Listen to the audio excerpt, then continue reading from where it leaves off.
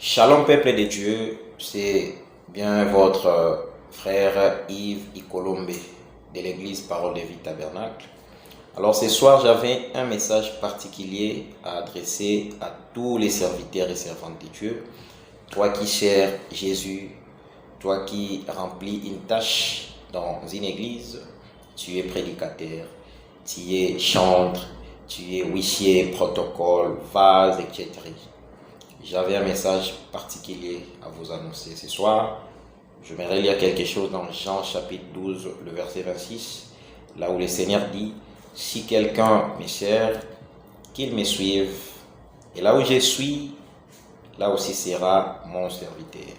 Si quelqu'un me sert, le Père l'honorera. » Amen. Je crois que ce verset explique bien évidemment aux serviteurs et servantes de Dieu, tout ce qui servent le Seigneur, tout ce qui remplit des tâches dans des églises, de pouvoir arranger leur vie, de pouvoir servir le Seigneur là où il est. Aujourd'hui, Jésus se trouve dans sa parole.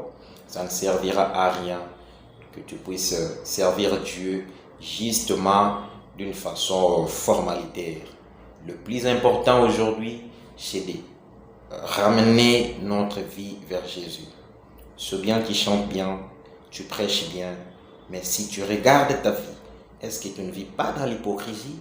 Est-ce que tout ce qui tu fais honore ton Père? Alors, si tu n'as pas encore arrangé ta vie, si tu n'as pas encore donné ta vie à Jésus, profite de cette occasion, car le temps n'est plus, chers serviteurs et servantes. J'aimerais te signaler une chose qui est très importante et que Jésus ne viendra jamais. Alors, jamais pour enlever les serviteurs et servantes.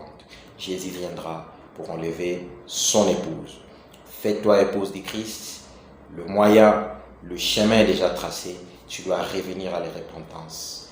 La Bible dit dans Galates 5,13, frères, vous avez été appelés à la liberté, mais seulement ne faites pas de cette liberté un prétexte de vivre selon la chair. Alors, c'est bien de servir Dieu, mais vivez en esprit, suivez la conduite du Saint-Esprit, respectez la parole de Dieu et répentez-vous. Toi, pasteur, toi, serviteur de Dieu, je t'appelle à la repentance, arrange ta vie, car c'est mieux de vivre les choses que tu prêches aux gens. Les choses que tu prêches aux gens, si toi-même tu ne vis pas de cela, c'est du fiasco. Vraiment, que le Seigneur vous bénisse. C'est un message que j'avais apporté pour tous les serviteurs et servantes de Dieu, et que Dieu vous bénisse. Je vous aime.